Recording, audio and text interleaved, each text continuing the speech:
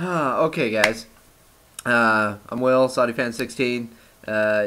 Back again here with another bit of Dunce Cap and everything. But I'm doing something a bit different this time. I'm going off topic again. But what I'm doing is I'm doing a 7-part off topic. Why? Because I'm doing it on a book series, one of my favorite book series, and there happens to be 7 books. And there's going to be an 8th book. Now, before I said the 8th, you guys were probably thinking, well, he's going to talk about Harry Potter. No! This is a book series that I feel is Harry Potter's rival, even though it has nowhere even close to the popularity. And I've heard, rumor of, movie all up and about, but nothing solid, nothing close to being solid as far as I could tell. And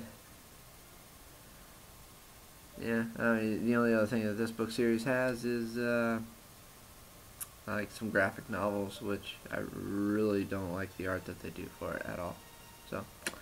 So without further ado, I have with you book 1 of the series, because this is part 1 and everything, and that is of Artemis Fowl by Eoin Colfer. Eoin Colfer is Irish. Artemis Fowl is the protagonist, and he is also Irish and everything. And that's just the Artemis Fowl is the name of the book and the name of the character. And so to start with, Artemis Fowl is 11-year-old Irish boy, criminal mastermind. He's got a bunch of money, sort of. Yeah, he's a criminal mastermind, really smart and everything like that. And then he's got his ill and deranged mother, Angeline, due to Artemis's father disappearing in a ship explosion off the coast of Russia about a year previous. And then you have Butler, who is Artemis's bodyguard since the day he was born. And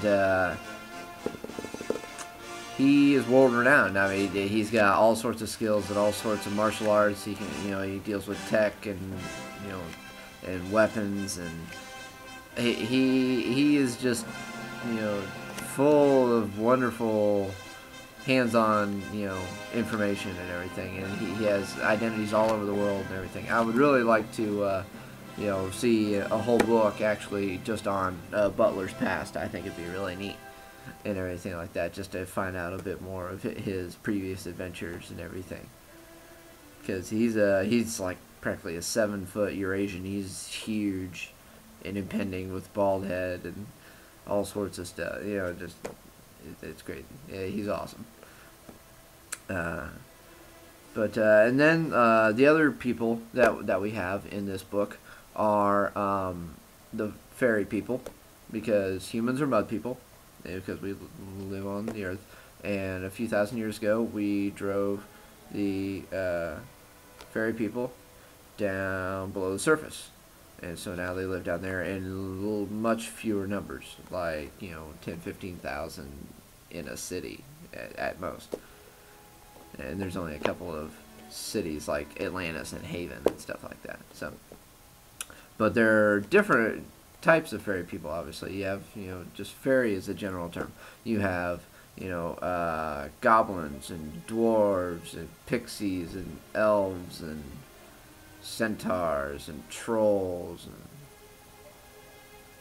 that's all I can remember offhand and everything. But that's kind of what it is. And Leprechaun shows up, but Leprechaun is not a dancing man in green and black, at the end of the rainbow with a pot of gold. Leprechaun is a job, and it's actually made from the acronym LEP and Recon. And LEP stands for Lower Elements Police, which is where a number of our characters come from for the fairy people. We have Captain Holly Short.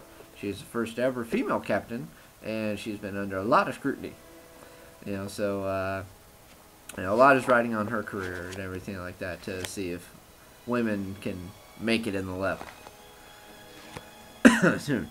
And then you have Commander Julius Root. Oh, Holly is an elf, by the way. Julius Root, who is also an elf. He is the commander of the LEP and everything, and he has high hopes for Holly a bit and everything like that. And then we have Foley, who is a centaur, and he is the tech whiz and everything. He's super smart. He makes all the gadgets and gizmos and everything for pretty much everything that the LEP does and uses. So that's kind of that and everything. But we do have a fairy character who is not part of the LEP. He is in fact a world-renowned criminal, or underworld renowned criminal. And as far as book 1 goes, he is enemy number 1. He is the dwarf Mulch Diggums. And dwarves have all sorts of cool powers, and so do all the fairies. I mean, dwarves are more physical powers. I mean, they have magic just like all the others. They can heal themselves and stuff like that. But dwarves are really fascinating. You just never know what end something is going to come out of, and whether it's going to be good or bad. But to the story, though, the story is about Artemis and finding out about the fairy people, and he gets himself a copy of the fairy Bible, which tells their history, their laws, commandments, all that sort of stuff. And what he wants to do to kind of bolster the fowl, the funds of the fowls and everything like that, and to help find his father, is gold, because the family motto is I forget the Italian. It's Aurum et postus passus. I forget. But either way, it translates to gold is power and everything. And so that's basically what he is after. Artemis is after fairy gold and everything, and that is the fairy's most treasured of things. And so what happens is Artemis captures Captain Holly Short while she is above ground, and what happens is then the primary part of the story is Artemis's plan unfolding as chaos ensues. And this whole book actually takes place within like 12 hours or something like that. I mean, it's really it's a short time span that this whole thing takes place. Why? Because a number of the leprechaun or whatever come above ground, do a time stop and everything over Fowl Manor in the Irish countryside, to figure out ways to not separate themselves from their gold, as ransom for Captain Short, and everything. And they do all sorts of crazy shit, So like, I don't know, because Butler ends up beating a whole retrieval squad, which is the top-notch people that the fairies have, which is pretty neat and everything. And Artemis's plan is unraveling, and he's having to deal with different things that couldn't quite be accounted for and whatnot. He plays a real anti-hero in this book and everything, and so but he's a really interesting character and everything. But anyways, yeah, that's kind of how the story kind of goes. Is the development of the back and forth between Artemis and Butler and the fairy people of what's gonna get done. You got a troll versus human fight in there, which is pretty badass.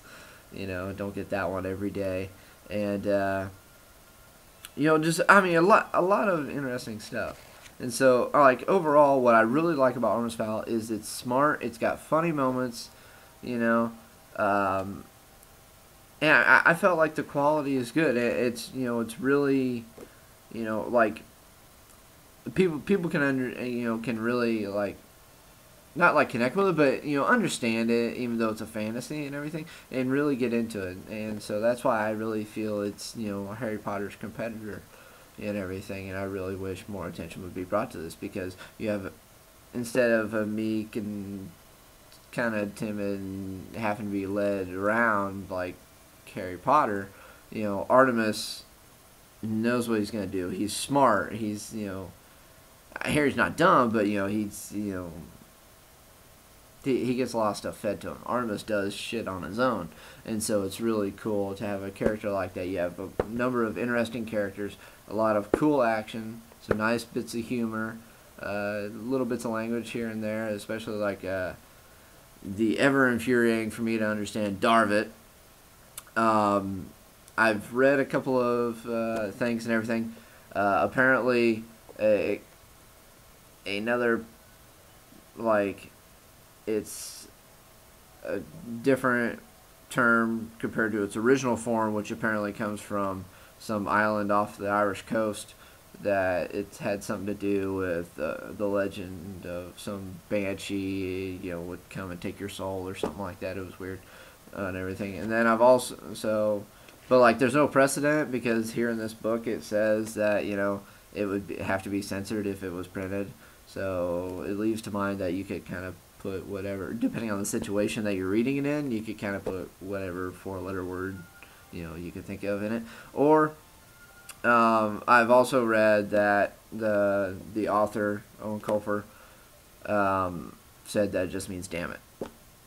So I'm not quite sure. I kind of usually throw in fuck or shit and everything, but just because it seems like they only say it under extreme circumstances, anyways, and it's apparently only one of 4 gnomish words that are even used throughout the 7 books that are out and everything, that are actually said, anyways, mentioned, not that, or that's actually a print instead of saying like, oh, they're speaking in gnomish, and then it shows you the words in English. All right.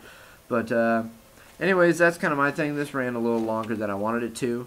I really enjoyed this book. I wholeheartedly suggest this to anybody who's a fan of fantasy and action and comedy and drama, and stuff like that, and like an interesting, protagonist and everything, with a whole cool setting and all that. So that's kind of my bit on it and everything. So for part 1 on Artemis Fowl, I'm SadiFan16, and this has been Dunce Cap. Forgot. I'm not sure if you can quite hear it, but I have classical music playing in the background.